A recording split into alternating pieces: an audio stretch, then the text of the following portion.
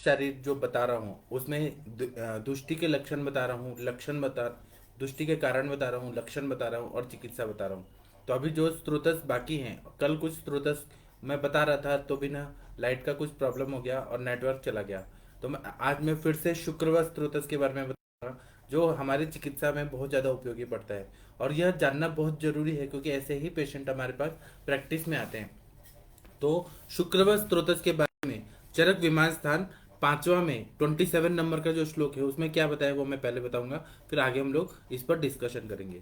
तो दुष्टिकरण बताए, अकाल योनि गमनात् निग्रहादति मैथुनात् शुक्रवाहिनी दुष्यंती शस्त्र शाराग्नि भी तथा। मतलब अकाल योनि गमन करना, फिर शुक्र वेग का धारण करना, अति मैथुन करना, शस्त्र सार अग्नि का अगर उसका संयोग हो जाएगा तो शुक्र स्त्रोत पे आघात हो जाएगा, इसकी वजह से हो जाता है। या मैथुन जनिक जितनी भी व्याधि है, जैसे उपदंश है, सुजाक है, मतलब सिफिलिस है, गोनोरिया, सेक्सुअली ट्रांसमिटेड डिजीजेज है, वह सब शुक्र स्त्रोत को दुष्ट करते हैं। या फिर अन्य योनि दोष जो है, जो फीमेल पार्टनर के योनि दोष हैं उसके साथ अगर संयोग होता है, मैथुन होता है, तो उससे शुक्रव स्त्रोत की दुष्टि हो जाती है। इसके लक्षण क्या बताए हैं, तो शुक्र से दोषात क्लैब्यम अहर्षणम, क्लिबता आती है। अहर्षणम मतलब जो लिंगोत्थान होना चाहिए, ध्वजोपघात हो जाता है, तो फिर पेनिस में इरेक्शन ही नहीं होता, तो इसको जो बोलते हैं इरेक्टल डिसफंक्शन, यह सिम्टम हो जाते हैं। फिर रोगी व क्लिबियम अल्पायर विरूपम आ जाए थे, रोगी ना नपुंसक टाइप हो जाता है, उसमें फर्टिलिटी की कमी हो जाती है, जैसे अजोस्पर्मिया, ओलिगोस्पर्मिया, अलग अलग कंडीशन हो जाते हैं, जिसमें मॉर्फोलॉजिकल चेंजेस होते हैं। तो यह सब का विचार करना चाहिए शुक्रवार स्त्रोत की दृष्टि में। उसके बाद में न चास्य जायते गर्भ पतति प्रसवत्यपि, मतलब फिर गर्भ भी नहीं रहता है, अगर वो गर्भधारण रहा तो वो तुरंत ही निकल जाएगा।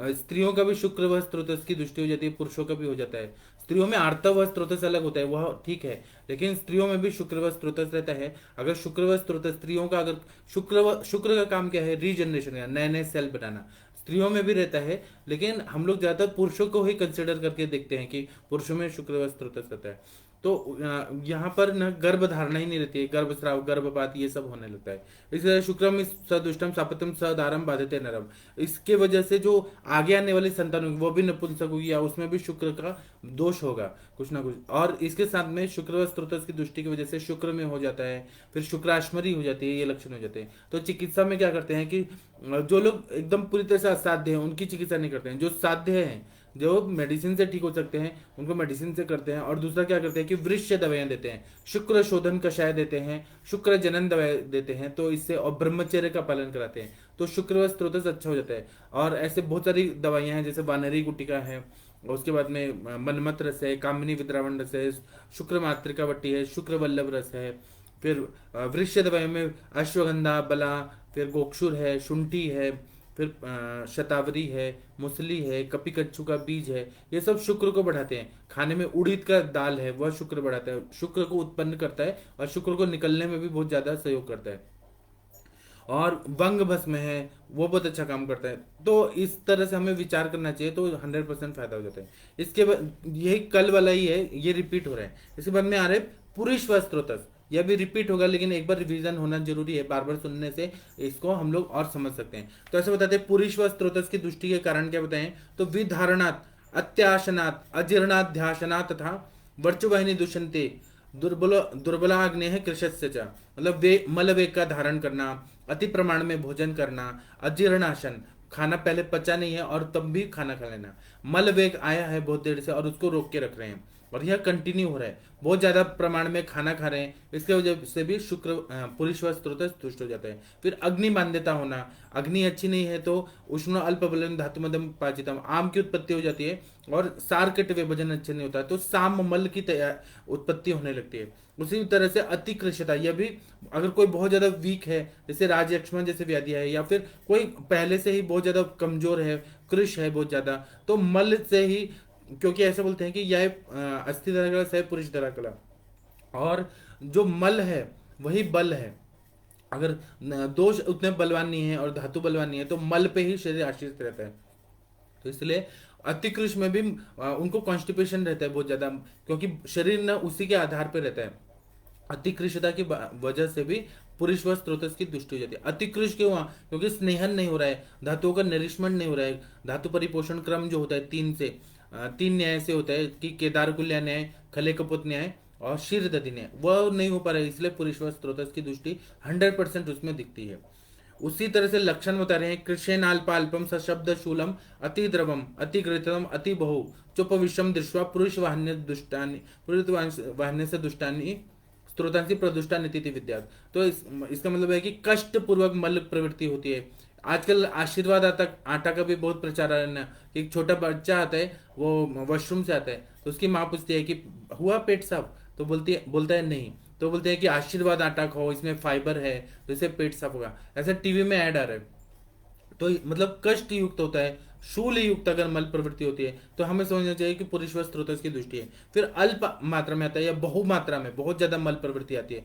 अगर बहुत आ रही है तो इसका मतलब ये है कि सार्किट विभाजन अच्छे से नहीं हो रहा है। और बहुत सारी व्याधियां हैं, जैसे उदर व्याधि है, उसमें भी पुरुषव स्त्रोत की दृष्टि दिखती है तो मल बहुत ज्यादा संचय होता है। अतिमल संचयात अग्निमांद्यात अतिमल संचयात, यह उदर रोग में दिखता है। इसी तरह से हम लोग अर्श व्याधि में देखें, उसमें भी मल की संचिति बहुत ज्यादा रहती है, कॉन्स्टिपेशन रहता है, और वो बवासीर, वहां पे प्रेशर पड़ता है तो रेक्टल वेन्स होते हैं वो डायलेट हो जाती है और वही बवासीर के रूप में बाहर आ जाती है, ये हो जाता है। उसी तरह से बहुत सारी व्याधियां हैं जिसमें पुरुष के रुकने दो। अब इसी तरह से सार्किट विभाजन अगर विकृत हो रहा है तो प्रमेह में भी होता है कि सार्किट विभाजन नहीं होता है, कफवर्धक आहार विहार का सेवन करते हैं और फिर मल संचिति होती है और द्रव के रूप में पूरा शरीर में क्लेद क्लेद जमा रहता है और प्रमेह की संप्राप्ति होती है। उसमें रियल कॉन्स्टिपेशन नहीं होता है, लेकिन शरीर का पूरा जो स्थूल अग्नि है, सूक्ष्म अग्नि है, वो विकृत हो जाती है।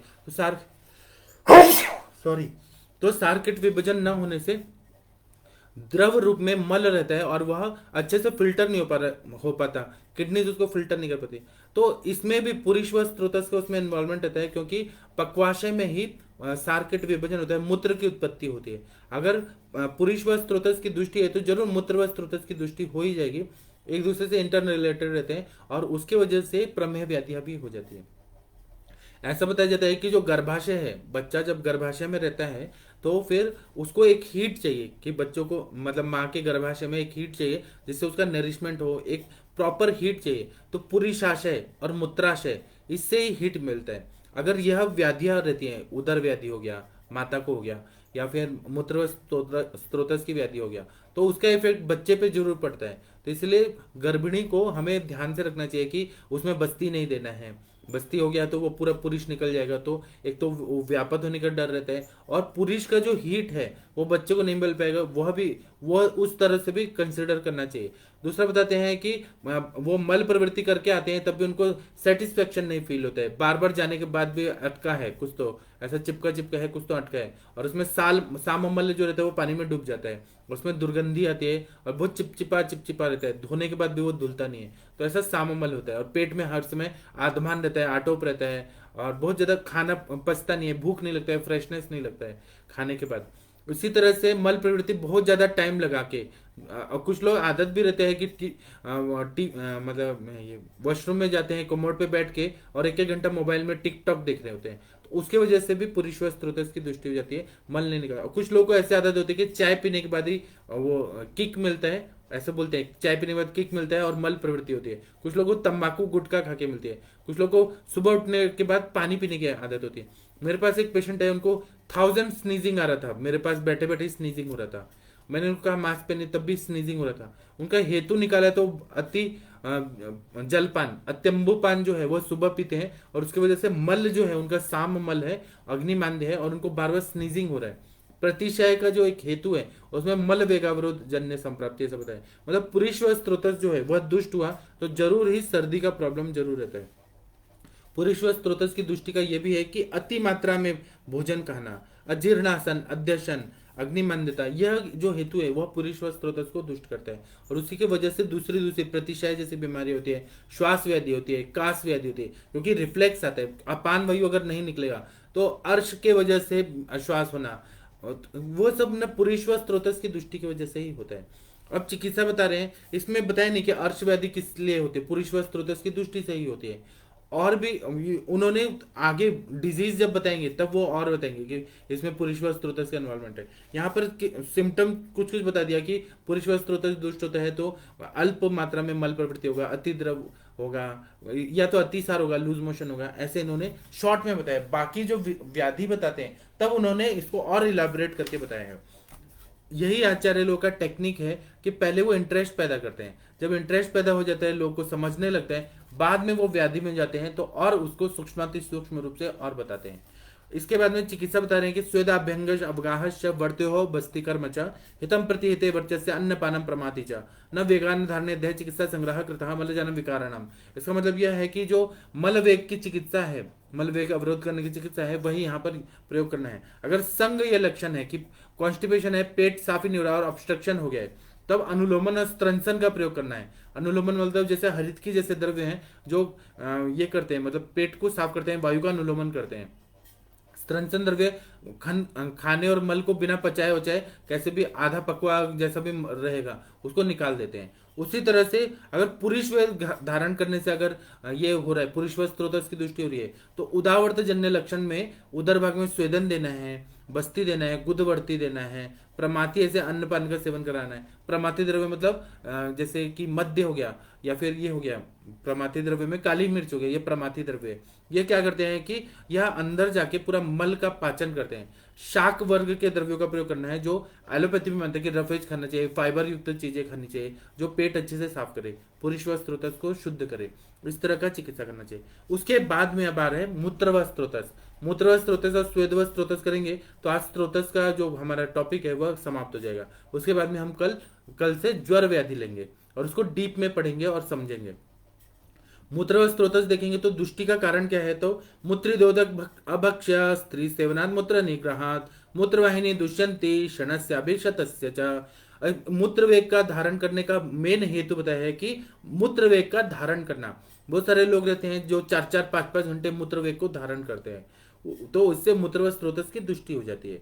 फिर मूत्र वेग आने पे खाना खाना, अन्नपान करना। मूत्र वेग आया है, यूरिन पास करना है लेकिन उसको रोक दिया है, और सेक्स करना, मैथुन करना, बहुत ज्यादा पानी पीना, ये सब की वजह से क्या होता है कि ये कभी कभी जैसे लॉन्ग ड्राइव में जा रहे हैं, हाईवे पे कहीं पे वॉशरूम नहीं मिला और वॉशरूम मिल रहा है तो बहुत गंदा मिल रहा है, तो करे क्या। और बाहर करना, शौचालय बाहर करना तो गुनाह है, लोग देखेंगे तो हंसेंगे, और मोदी जी ने बैन किया है कि बाहर शौचालय कहीं पर भी, खेत में नहीं करना है, कहीं पर भी नहीं करना है, गंदा नहीं करना है, और पानी की भी सुविधा नहीं है। तो मल वेग को धारण किया जाता है, मूत्र वेग को धारण किया जाता है। अब वेग को धारण करेंगे, मूत्र वेग को, तो उसकी वजह से ना वो पूरा सिस्टम जो है वो खराब हो जाता है। वो खराब होने के बाद बीमारियां हो जाती है, या फिर बस्ती में, उपस्थ में वेदना होने लगती है पूरा, मतलब यूरिनरी ब्लैडर है या फिर यूरेथ्रा है, वहां पर पेन होने लगता है, या फिर वहां पर आघात हो गया तो उसकी वजह से मूत्र व स्त्रोतस की दुष्टि हो जाती है। और इसी तरह से कभी कभी कृमि की वजह से भी बहुत ज्यादा स्त्रोतस की दुष्टि हो जाती है। मैंने बीच में लक्षण बताया कि बस्ती और उपस्थ में वेदना होती है, वह तो होती है, वो तो लक्षण है, लेकिन अगर उसमें आघात हो गया तो यह मूत्र व स्त्रोतस के दुष्टि का कारण है। इसलिए बताया कि मूत्रिदोदक भक्ष्य मतलब मूत्र का धारण करना, बहुत पानी पीना, भक्ष्य खाना खाना, मैथुन करना, स्त्री सेवनात् स्त्री का सेवन करना, मूत्र निग्रहात् मूत्र को रोक के रखना, और ये सारे कार्य करना। मूत्रवाहिनी दूषंती क्षीणस्य अभिगतस्य च मतलब क्षीण होने से या अभिघात से, इसके वजह इंजुरी लगने की वजह से मूत्र व स्त्रोतस की दुष्टि हो जाती है।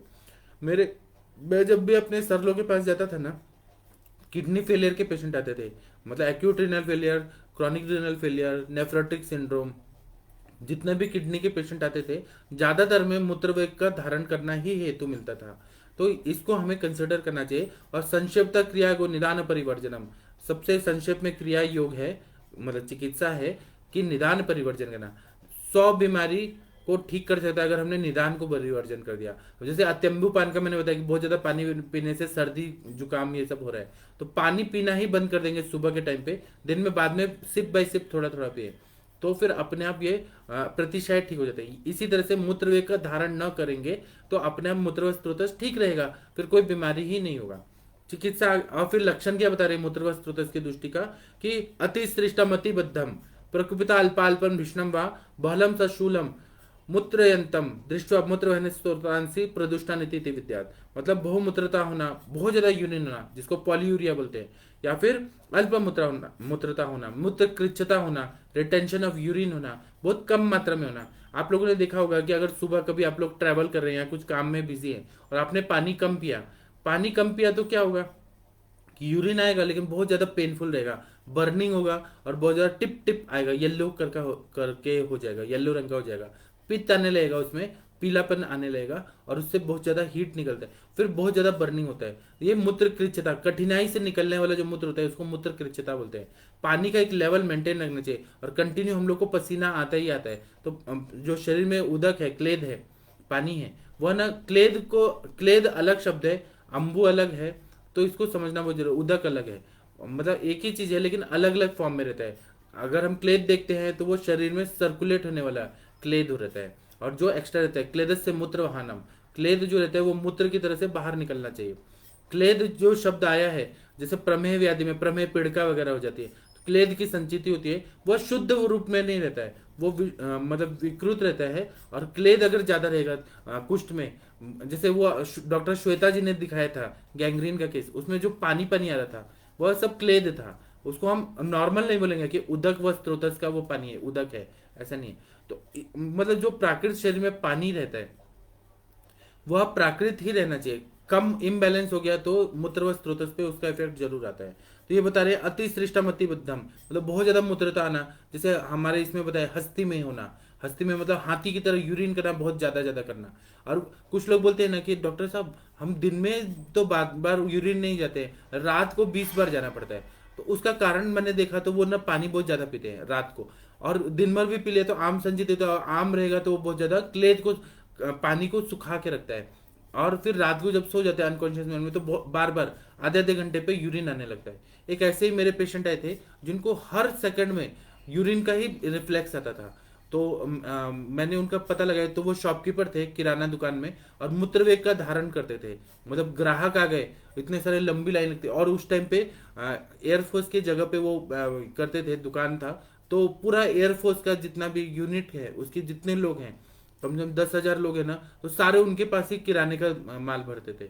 तो उसकी वजह से मूत्रवेग धारण होता ही था। नहीं तो और क्या होता है कि वो उनका ऐसा था कि 1 रुपया के भी लॉस नहीं होना चाहिए, बिजनेस में ध्यान देना है और हर समय ध्यान देना है। उनके काम के नीचे भी जितने काम करने वाले थे ना, उन पे भी ध्यान रखना है, ग्राहक को भी ध्यान रखना है। तो कम से कम 8-8 घंटा 10-10 घंटा मूत्रवेग धारण करके रखते थे।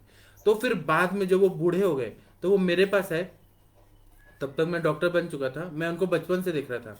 तो जब वो बूढ़े हो गए तो आए मेरे पास, तो उनको हर 5 मिनट में यूरिन आता था। बोलते थे मैं वॉशरूम से जाके आता हूँ, वॉशरूम से जाके आएंगे तो फिर से यूरिन आ रहा था। फिर मैंने ऐसे में क्या चिकित्सा दिया, तो मैंने गोरख मुंडी का काढ़ा दिया और मैंने उनको बस्ती दिया। फिर मैंने ऐसे 3 महीना बस्ती दिया, मात्रा बस्ती दिया, गोरख मुंडी का क्वाद दिया, चंद्रप्रभावटी, पुनर्नवा गुगुल और गोक्षरादि गुगुल ये दिया। मतलब जो मूत्रवस होता है उसको ताकत दे, इतना सिंपल सिंपल दवाई दिया। फिर उसके बाद दूसरे महीने में पुनर्नवासव दे दिया, कभी पुनर्नवारिश दे दिया। ऐसे मैंने चेंज करते गया। तृण पंचूल का काढ़ा दे दिया, वरुणादि कषाय दे दिया। ऐसे जब दिया ना तो वो पेशेंट का वो प्रॉब्लम सॉल्व हो गया। और जितना स्नेहन हुआ तो जो रिफ्लेक्स आ रहा था यूरिन का, जो ब्रेन तक सिग्नल जाता है नीचे से ऊपर, वह सिग्नल कंट्रोल हो गया और वो पेशेंट ठीक हो गए। तो इसीलिए ना ऐसा बता रहे हैं अति श्रेष्ठम अति बद्धम, बहुत ज्यादा यूरिनेशन होना यह भी मूत्र स्त्रोत की दृष्टि की वजह से होता है। कभी कभी क्या होता है कि ड्यू टू ओल्ड एज या इंजुरी की वजह से कंट्रोल पावर हट जाता है, तो उसके या कभी कभी एंग्जाइटी रहता है तो कंट्रोल पावर निकल जाता है। तो वहां पर एक तो अगर मानसिक है तो मन की चिकित्सा करनी है, जैसे ब्राह्मी वटी, मानस मित्र गुटिका, महाकल्याण घृत, महापैशाची घृत, ऐसे मन पे काम करने वाली दवाइयां देनी है। और दूसरा क्या करना है कि स्थानिक वहां पे बल मिले मूत्र स्त्रोत को, तो वहां पर अवगाहन कराना है, बस्ती देना है, उत्तर बस्ती देना है। और वहां पे मूत्र संस्थान को रसायन जो द्रव्य हैं, जैसे शतावर्यादि बस्ती है, शतावरी है, ब्रह्म रसायन है, आमलकी रसायन है, ये जो रसायन द्रव्य है ना वो किडनीज को ताकत देता है। और सर्वतोभद्र रस है, वो सब बहुत अच्छा काम करता है, तो इसीलिए वह सब दवाइयां देना चाहिए। फिर प्रकुपिता अल्पा अल्पम अभिष्णम व मूत्र बार बार होना या रुक रुक के होना, बहलम सा शूलम, बहुत ज्यादा मात्रा में होना और शूल युक्त होना, बहुत ज्यादा पेन होता है वहां पे।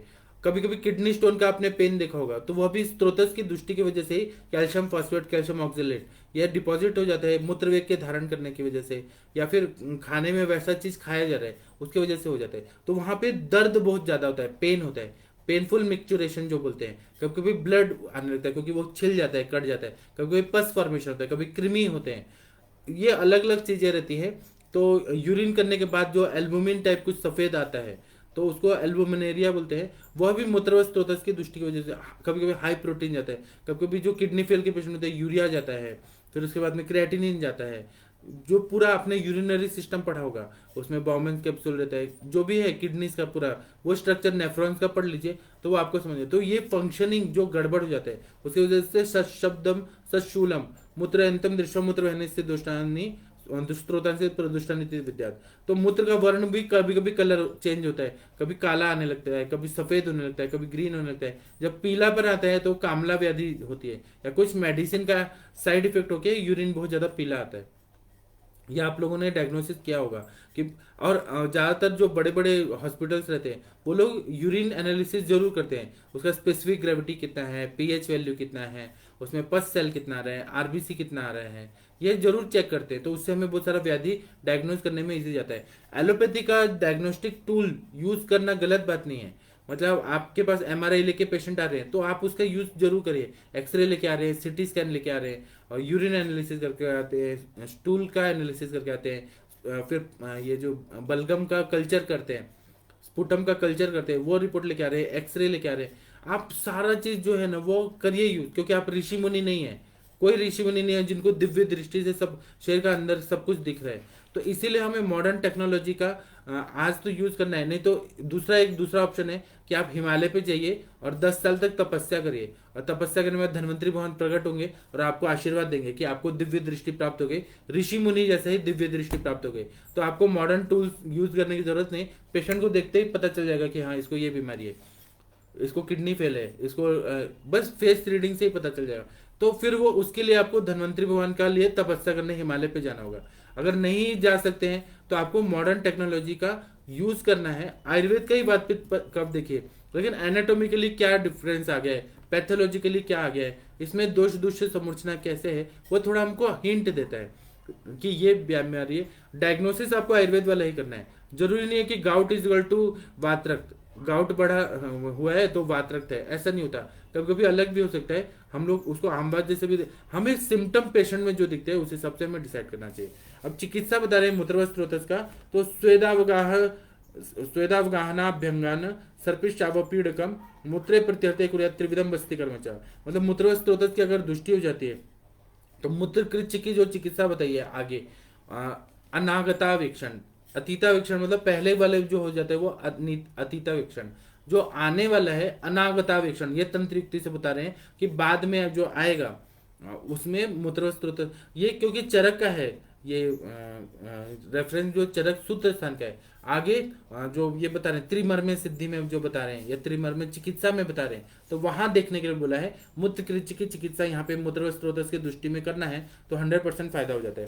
इसी तरह से गोक्षुर है, पालाश पुष्प है, पाषाण वेद है, फिर ये भद्राश्म है, फिर पुनर्नवा है, ये सब क्या करता है कि किडनी मूत्रवस्त्रोत पे बहुत अच्छा काम करता है।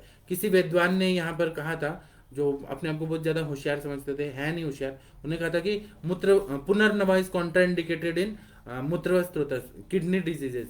तो वह विद्वान को ये कुछ समझ नहीं आ रहा था कि पुनर्नवा तो दिया जाता है, मैं उन पे पर्सनल कमेंट नहीं करूंगा, लेकिन ये है कि कुछ भी गलत चीज मत कॉन्सेप्ट करिए, ऐसा हाइपोथेसिस मत करिए जो आयुर्वेद के कॉन्ट्राडिक्टरी रहे। पुनर्नवा तो हम लोग देते ही हैं, पुनर्नवा किडनी के लिए बेस्ट दवाई है। पॉलीसिस्टिक किडनीज में पुनर्नवा कितना बढ़िया काम करता है। हम लोग पुनर्नवा मंडूर वगैरह जो देते हैं वह जरूर किडनी पे काम करता ही है। जो डायलिसिस के बाद पेशेंट आते हैं, एचबी लेवल कम हो जाता है, तो उनको हम पुनर्नवा मंडूर देते हैं, एचबी लेवल अच्छा हो जाता है और शोथ भी कम हो जाता है। इसीलिए ना पुनर्नवा इज कॉन्ट्राइंडिकेटेड किडनी डिजीज, ऐसे जो कॉन्सेप्ट लाते हैं, रॉन्ग रॉन्ग हाइपोथेसिस लाते हैं, उनको हम लोग को एक्सेप्ट नहीं करना है। वो नल हाइपोथेसिस है जो झूठ बात रहती है। उसी तरह से जब अति प्रवृत्ति के लक्षण आ जाते हैं तब प्रमेह जैसा चिकित्सा करना है, क्योंकि बहुद्रव श्लेष्मा ऐसा प्रमेह का संप्राप्ति होता है। और आविल मूत्रता, बहुमूत्रता, ये प्रत्यात्म लक्षण है, मतलब गंदा गंदा यूरिन आता है, जिस तरह से कीचड़ का पानी होता है उस तरह से मूत्र आता है। और बहुमूत्रता, बहुत ज्यादा मात्रा में मूत्र आता है, तो इसलिए प्रमेह जैसी चिकित्सा करना है। यह तंत्र युक्ति से बोला है कि वहां की चिकित्सा यहाँ उठा के करिए। उसी कषाय और तिक्त रस के द्रव्य का प्रयोग करना है, जैसे कि यूरिन नहीं आ रहा है, कम आ रहा है, तो हम लोग रस पाचक, रक्त पाचक ऐसे द्रव्य भी दे सकते हैं। रक्त और मेद पाचक, क्योंकि रक्त और मेद के प्रसाद भाग से वृक्क बनाए तो रक्त पाचक मेद पाचक देते हैं, जो तिक्त रसात्मक रहते हैं, कषाय रसात्मक रहते हैं, उससे बहुत अच्छा फायदा होता है। इस तरह से शुद्ध शिलाजित का प्रयोग करने से और शिलाजित के जैसे कल जैसे चंद्रप्रभावटी है, ऐसे सब द्रव्य देने से मूत्र स्त्रोतस में बहुत अच्छा फायदा होता है। इसके बाद में जो 13वां स्त्रोतस बताया चरकाचार्य जी ने, वो बताया स्वेदव स्त्रोतस। स्वेदव स्त्रोतस की दृष्टि का कारण क्या है? व्यायामात अति संतापात शीतोष्ण क्रम सेवनात् स्वेदवानी दुष्यंती क्रोध शोक भय तथा। इसका मतलब है कि बहुत ज्यादा व्यायाम करना, जितना व्यायाम करेंगे तो उससे क्या होगा कि ये है मेद का जो ये है मल है वो क्या है, तो स्वेद है। जितना मेदोवस्त्रोतस में आप लोग लोड डालेंगे, मेद पिघलेगा, उतना ही ज्यादा पसीना आता है। मेरे पास एक पेशेंट आए थे, वह बता रहे थे कि मैं दुबई में गया था और दुबई में जाने के बाद मैंने चोरी की थी, और फिर वहां पर मैंने चोरी की तो मुझे दुबई की पुलिस ने ले जाके एक डेजर्ट के नीचे एक जेल में बंद कर दिया। और मुझे उस दिन ना इतना पसीना आया, इतना पसीना आया गर्मी की वजह से, वहाँ एसी और फैन नहीं था और डेजर्ट के नीचे था गर्मी के दिन में। तो मुझे इतना पसीना आया कि मैं कुछ 130 किलो का था तो मेरा 30 किलो कम हो गया और मैं बेहोश हो गया। फिर मुझे वो लोग लेके गए और आईसीयू में रखा उन्होंने। आईसीयू में फिर मैं डिहाइड्रेट हो गया था तो डायलिसिस कराया गया किडनी का, और उसके बाद में मुझे मेडिसिन दिया गया, तो फिर मैं थोड़ा रिकवर हुआ, लेकिन मेरा वेट लॉस हो गया था उतना। तो मतलब इसका मतलब ये है कि वेट लॉस क्यों हुआ? क्योंकि मेद सारा पिघल के और स्वेद की तरह निकलने लगा। वो बोले कि इतना पानी निकला था, मैं जब उठा ना तो मुझे जब ले जाने लगे कॉन्शियस हो गया, तो जब देखा तो इतना पानी पानी हो गया था, इतना मुझे पसीना आया था वहां डेजर्ट में। तो अभी मुझे समझ आया कि जो अपने आचार्य ने बताया है ना वो सच है। जितना मेद पिघलेगा उतना ज्यादा पसीना आता है। उद्वर्तन वगैरह भी कराते हैं ना, तो उद्वर्तन कब तक करते हैं? कफ का विलयन करने तक और पसीना आने तक। उद्वर्तन जो आरगवती अध्याय में बताया है, अपने बही परिमार्जन चिकित्सा में उसका बहुत ज्यादा महत्व चरक सुश्रुत वाग्भट ने दिया है। तो बही परिमार्जन चिकित्सा स्वेदवस्त्रोतस को खोलना है और चर्बी को पिघलाना है और कफ को पिघलाना है और पसीना को अच्छा लाना है। पसीना अच्छा आने लगेगा तो स्किन प्रॉब्लम्स भी जल्दी ठीक हो जाती है और वजन भी कम होने लगता है। इसलिए व्यायाम, अति व्यायाम करना, अति व्यायाम करेंगे तो मेद जो है वो पिघलेगा और उससे स्वेद निकलेगा। लेकिन ये विकृत अगर अति व्यायाम करेंगे, अति व्यायाम बहुत ज्यादा जिम में जाएंगे और वहां से पसीना निकालेंगे, उसकी वजह से स्वेदव स्रोत दुष्ट हो जाएगा। फिर अति संतापत, धूप में ज्यादा काम करना, या जो बॉयलर्स हैं उसके पास काम करना, केमिकल फैक्ट्रीज में काम करना, भट्टी पे काम करना, ये सब क्या होता है कि इससे स्वेदव स्रोत जो रहता है वो विकृत हो जाता है, बहुत ज्यादा पसीना निकलता है और पूरा शरीर सिस्टम गड़बड़ा जाता है।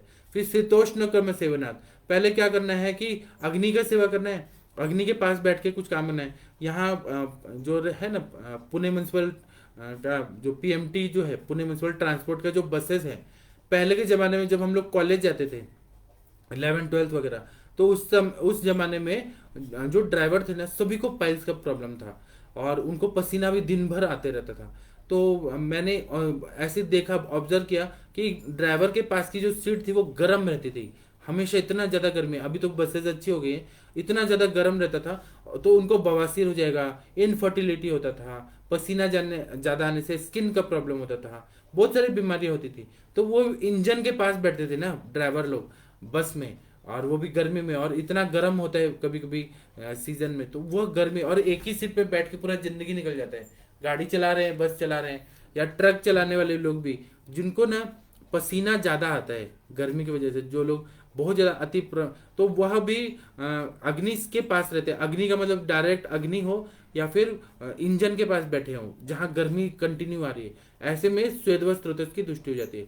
उसी तरह से उष्ण और शीत, जैसे गरम गरम चाय पी लिया, उसके बाद में ठंडा आइसक्रीम खा लिया, आइसक्रीम खाने के बाद फिर गरम सूप पी लिया, गरम सूप लेने के बाद फिर कोल्ड ड्रिंक्स पी लिया, कोल्ड ड्रिंक्स पीने के बाद फिर कॉफी पी लिया। ये जो गरम और ठंडा, ये मालूम नहीं होता है, ये विरुद्ध उपक्रम रहता है, विरुद्ध साथ में असाथ में रहता है।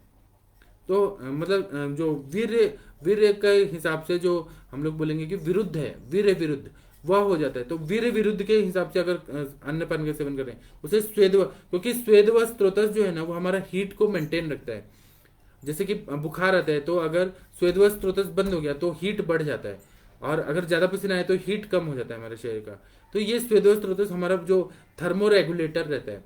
अब इसी चीज को हमने अगर दूषित कर दिया, ठंडा और गरम, गरम ठंडा ये सब अगर हम खा रहे हैं, कुछ लोगों को आदत क्या होती है कि गर्म पानी से नहाना है और अभी ठंडी आ रही है तो गर्म पानी से नहा के और ठंडी में बाहर ऐसे ही घूमने लगते हैं या फैन लगा देते हैं। तो गर्म से क्यों ना है फिर कि फैन लगाना है, बाहर ठंडी में घूमना है और नंगे बदन घूमना है। इससे फिर क्या होता है, स्वेद स्रोत दुष्ट हो जाते हैं। या फिर लोग क्या करते हैं कि एसी में दिन भर रहते हैं, बाद में धूप में जाते हैं, या धूप से फिर एसी में जाते हैं और तुरंत ही ठंडा पानी पी लेते हैं। तो गरम ठंडा, इसके लिए थोड़ा जाने के बाद थोड़ा रुक जाना चाहिए, फिर कुछ भी चीज लेना है वह करना चाहिए। तो ये व्यवसायत एक अल्टरनेट, एक साथ उष्ण और शीत का सेवन करना, आहार विहार का सेवन करना, मैंने एसी का भी बता दिया।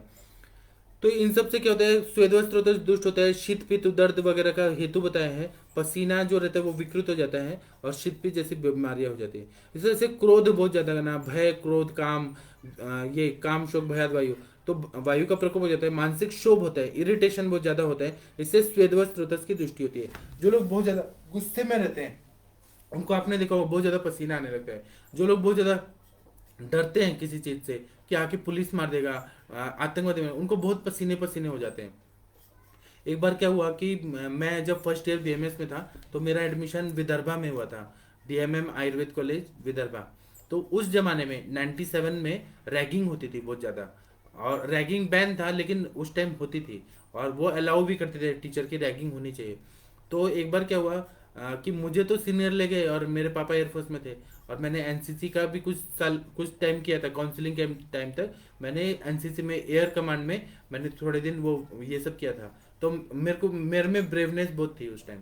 मुझे सीनियर लेके गए और कुछ उल्टे पुल्टे सवाल पूछे, तो मैं मेरे को कुछ आता नहीं था, वो मेरा शायद मुझे उतनी जानकारी नहीं थी। फिर मैं जब आया तो मैंने कंप्लेन कर दिया, तो 4 सीनियर्स रेस्ट्रिकेट हो गए, तो मुझे उसके बाद में किसी ने रैगिंग नहीं लेना लिया मेरा। लेकिन जो एक बार क्या हुआ कि मेरे क्लास में ना जैसे ही लेक्चर खत्म हुआ, लास्ट पीरियड जैसे ही हुआ, सारे सीनियर घुस गए जो हमसे 1 साल सीनियर थे, और आने के बाद उल्टा पुल्टा काम कराने लगे कि तुम डांस करो, तुम गाना गाओ, कोई शूटिंग करो, ऐसे रैगिंग बहुत, बेइज्जती बहुत हो रही थी। तो बाकी फिर गाना नहीं आ रहा है, तो और बच्चे भी कैसे 12th में उतने ज़्यादा बोल्ड नहीं होते थे हमारे ज़माने में।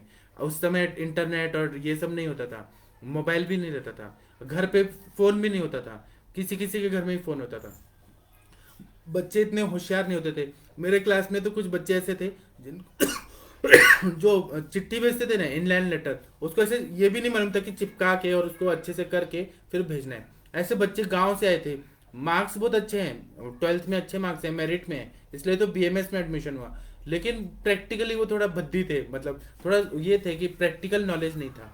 तो क्या हुआ कि सीनियर आए और उन्होंने कहा कि चल डांस कर, ये कर वो कर। अब उनको नहीं आ रहा था, उनका दिल के धड़कन बढ़ गई थी, आए सीनियर दबा दब मारने लगे उनको। अब वो बच्चों में इतना दहशत था, तो क्या हुआ कि अब मार दिया, अब मुझे बाहर निकाल दिया सीनियर्स ने कि तू जा, तेरे को हम कुछ नहीं करेंगे। वो मेरे से डरते थे, पूरा कॉलेज डरता था कि ये तो मिलिट्री मैन का बच्चा है, तो ये इसका रैगिंग नहीं होना चाहिए। तो मुझे निकाल ही दिया जाता, मेरा कभी रैगिंग ही नहीं हुआ फर्स्ट ईयर में। तो उसके बाद में मैं वही जो मेरे क्लासमेट थे उनके रूम में मैं गया कि मतलब वो उनको इतना मारा है, तो वो, और मैंने सुना कि सीनियर मार रहे हैं, ऐसे बहुत सारे सीनियर, उनसे जो सुपर सीनियर थे उन्होंने बताया। तो फिर मैं शाम को ऐसे ही मिलने गया, जब मेस पे जाते थे हम लोग ना शाम को, वहाँ मेस होती थी तो हमें जाना पड़ता था खाना खाने के लिए। तो मैं उससे ऐसे ही मिलने गया, वो बच्चे इतने डर रहे थे, 3 बॉयज थे, वो रो रहे थे, और उनको इतना पसीना पसीना आ रहा था, और एक ने तो डर के मारे यूरिन कर दिया, इतना ज्यादा वो डर गया था, पसीना पसीना इतना था। और उनको कोई भी आहट लगती थी कि सीनियर आ जाएगा मार देगा। मैंने कहा कि मेरे को तो, मैं भी तो तुम्हारा क्लासमेट हूँ, मुझे कुछ नहीं। तो ये जो भय होता है ना, इससे पसीना ज्यादा आता है। ये मुझे इतना कहानी बनाने का मतलब यही है कि भय से पसीना आता है। जो शौक में रहते हैं उसको भी बहुत ज्यादा पसीना आता है। शेयर मार्केट डाउन हो गया, लोग पसीना पसीना हो जाते हैं, उनका शेयर डूब गया, इतना पैसा करोड़ों का लॉस हो गया, पसीना आता है। या फिर जो क्रोध में रहते हैं, उनको गुस्से में जब रहते हैं बहुत ज्यादा पसीना आता है। भाग दौड़ से तो आएगा, अति व्यायाम करने से तो आएगा ही, जिम में जाने से, बहुत ज्यादा रनिंग करते हैं उनको पसीना आएगा ही। आप लोगों ने देखा होगा मिल्खा सिंह का जो मूवी बना है, उस वो पूरा ऐसे कपड़ा निचोड़ निचोड़ के बाल्टी भरता था, इतना पसीना आता था अति व्यायाम करने से। लेकिन वो एथलीट था। एथलीट को इस तरह से बनाया जाता है कि आपको वो पसीना निकालना ही है, फिर खाना पीना, दूध देना, मतलब स्वेदवस्त्र होता है, इसको बैलेंस किया जाता है, दूध वगैरह बिरहणीय और लिक्विड देके बैलेंस किया जाता है, फ्रूट जूस वगैरह देके। जो लोग एथलीट नहीं है और वो लोग पसीना ज्यादा आ रहे हैं, तो उन लोगों को जरूर स्वेदवस्त्र की दृष्टि हो जाती है। अब लक्षण बता रहे हैं कि अस्वेदनम अति स्वेदनम, अगर स्वेदवस्त्र दुष्ट हो गया, दुष्ट का मतलब इम्बैलेंस, वहां पे सिक्रीशन हो रहा है। अगर सिक्रीशन पसीना कम ज्यादा निकल रहा है तो अस्वेदनम, अति स्वेदनम, या तो पसीना नहीं आएगा या बहुत ज्यादा पसीना आएगा। पारुष्यम, हमारा जो स्किन जो रहता है ना वो सॉफ्ट क्यों रहता है, क्योंकि पसीना आता है तो वो उसको मॉइस्चर करके रखता है। अगर पसीना नहीं आएगा तो क्या होगा, परुष्यता आएगा, रुक्षता के आगे परुषता, मतलब ड्राइनेस बहुत ज्यादा आएगा। फिर अतिश लक्षणम, बहुत ज्यादा पसीना आएगा तो बहुत ज्यादा चिपचिपा चिपचिपा ऑयली स्किन रहेगा। उसी तरह से बता रहे हैं कि परिदाहम, पूरा बॉडी में हीट बढ़ जाएगा, जो बोलते हैं ना burning in feet and sole, ये सिम्टम आएगा, बर्निंग बहुत ज्यादा हो जाएगा। लोम हर्षम, रोंगटे खड़े होना, जैसे आप लोगों ने कभी सुना होगा कि जब जन गण मन राष्ट्रगीत बोलते हैं तो रोंगटे खड़े हो जाते हैं, देशभक्ति का कोई गीत होता है तो। उसी तरह से इसमें तो बार बार विकृत स्वरूप में हो रहा है, वह तो उत्तेजना मतलब वीर रस जब होता है तब रोंगटे खड़े होते हैं, लेकिन विकृत रूप में जब होते हैं तो रोंगटे खड़े हो जाना, ये जब होता है तो इन सबको देखने से हमें पता चल जाता है। और न ये अगर स्वेदवस्त्रोतस की दृष्टि होती है तो कुष्ठ रोग होना बहुत जरूरी है, कुष्ठ रोग जरूर होगा, स्किन का डिसऑर्डर कुछ ना कुछ हो ही जाएगा। कुष्ठ में महाकुष्ठ होगा, शुद्र कुष्ठ होगा, लेकिन शुद्र कुष्ठ मतलब कुष्ठ व्याधि तो जरूर होती है। और आप लोगों ने देखा होगा कुष्ठ के पूर्व रूप में बताया कि अस्वेदनम, अति स्वेदनम, ऐसा होता है वो स्थान पे खवैगुण्यता बनने लगता है। दूसरा ये बताते हैं कि वहां पे स्पर्श, स्पर्श पता चलता है, कभी नहीं पता चलता है, कुछ कुछ जगह पे ऐसा होने लगता है। तो इसका मतलब है कि कुष्ठ का पूर्व रूप है, तो इसीलिए स्वेदव स्त्रोतस को जानना बहुत जरूरी है। मैंने जो वो 4 सीनियर्स का रेस्ट्रिकेट करा दिया था ना, तो मुझे सभी ने धमकी दिया था कि हम तेरा हेल्प नहीं करेंगे, तू फेल हो जाएगा, यूनिवर्सिटी में फेल करा देंगे। तो अगर मैं डर जाता तो फिर मैं उधर ही रह जाता, मैं डरा नहीं। मैंने अपना मेहनत से किया, जो भी चीज मैंने किया है गुरु लोगों का आशीर्वाद है, आप जैसे लोगों का ब्लेसिंग है। तो मैंने अपना मेहनत किया और मुझे मराठी नहीं आती थी। मैं क्या करता था कि रोज ना अब टीचर को पढ़ाते थे, मैं ऐसे जो मेरा अनुभव है वो मैं बता रहा हूँ। हमारे आयुर्वेद कॉलेज में मराठी में पढ़ाया जाता था, मतलब हिंदी में तो बोलते ही नहीं थे वो लोग, संस्कृत का मीनिंग मराठी में बोलते थे। और वो कॉलेज में इंग्लिश भी नहीं उतना बोलते थे, ज्यादा मराठी बोलते थे। तो लगता था कि कौन से जगह में आ गया, ऐसा मुझे ऐसा लगता था। अगर कोई अच्छा केंद्रीय विद्यालय में पढ़ा है सीबीएसई बोर्ड से, और फिर वहां जाके मराठी में ये पदार्थ विज्ञान, पिठर पाक, पिल्लू पाक, ये सब पढ़ाया जाएगा तो बहुत ज्यादा ऐसे घबराहट होती थी, ये क्या पढ़ा रहे हैं क्या नहीं। और महाभूत और प्रमाण प्रत्यक्ष ये सब क्या है, ये क्या है, ये सब ऐसे कुछ समझ नहीं आता था। तो मुझे मराठी नहीं आता था, मराठी की बुक्स ही अवेलेबल थी, हिंदी की बुक्स भी नहीं थी उस टाइम पे।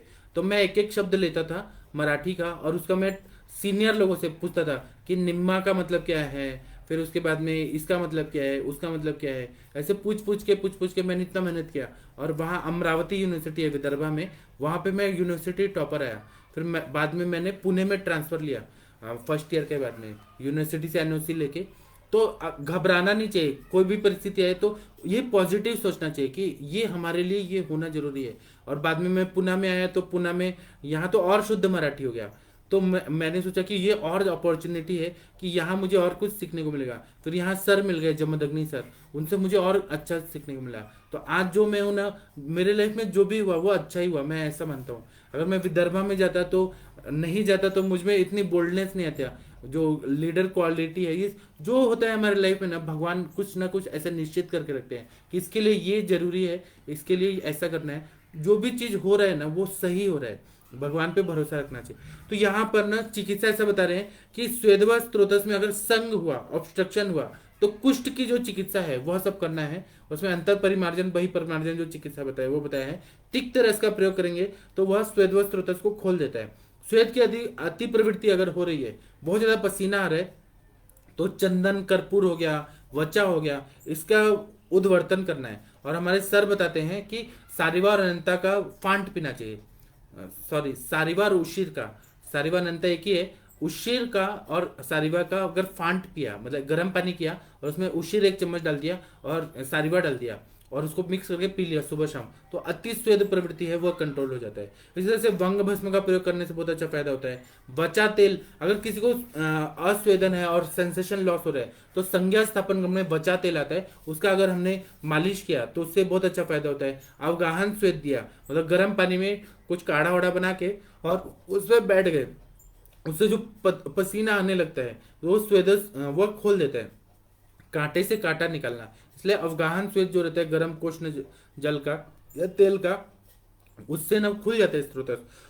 उसी तरह से ऐसा होता है कि अगर उष्णता का अतिरेक हो गया, पित्त प्रकोप हो गया, स्वेदादि प्रवृत्ति हो रहा है, बहुत ज्यादा पसीना आ रहा है, तब क्या करना है, तो शीत वीर्यात्मक द्रव्य जैसे प्रवाल, मौक्तिक, फिर कामदुदा, चंद्रकला, ये सब का प्रयोग करेंगे तो स्वेदो स्त्रोतस में बहुत अच्छा फायदा होता है। अगर बहुत ज्यादा हीट लग गया है, अब आप लोग जैसे नॉर्थ इंडिया में देखा होगा कि लू लग जाता है, तो उसमें क्या करते हैं कि जब लू लगने जैसा होता है कि बहुत ज्यादा गर्मी चढ़ या आ जाता है, गर्मी का जो हवा का जो सूर्य के किरणों से गर्म जो थपेड़ा लगता है, उसकी वजह से इंसान बीमार पड़ जाते हैं। ऐसे कंडीशन में ये कामदुधा, फिर प्रवाल पंचामृत, गुलकंद, आंवले का मुरब्बा, ये सब अगर दिया जाता है तो बहुत अच्छा फायदा होता है।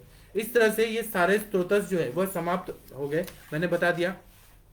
आप लोग ना मेरे से जो भी प्रश्न पूछना चाहते हैं, यहाँ कुछ सेटिंग में प्रॉब्लम है, इसलिए मैं आप लोगों के जो है ना कमेंट में देख नहीं पा रहा हूँ, मैं बाद में देख लूंगा। और आप लोग इंटरेक्टिव सेशन में आइए, तो वहाँ हम लोग ना डिस्कस करेंगे और हम लोग ना आगे बढ़ेंगे। देखिए यहाँ पे कुछ ना कुछ तो प्रॉब्लम हो रहा है, इंटरेक्टिव सेशन का भी मैं कुछ टाइप नहीं कर पा रहा हूँ, यहाँ कुछ ना कुछ तो प्रॉब्लम हो रहा है। तो मैं अभी अपना ये लेक्चर जो है वो समाप्त करता हूँ। हम लोग फिर मिलेंगे 8 बजे, फिर हम लोग आगे चर्चा करेंगे। प्रणाम सभी लोगों को, नमस्ते, प्रणाम।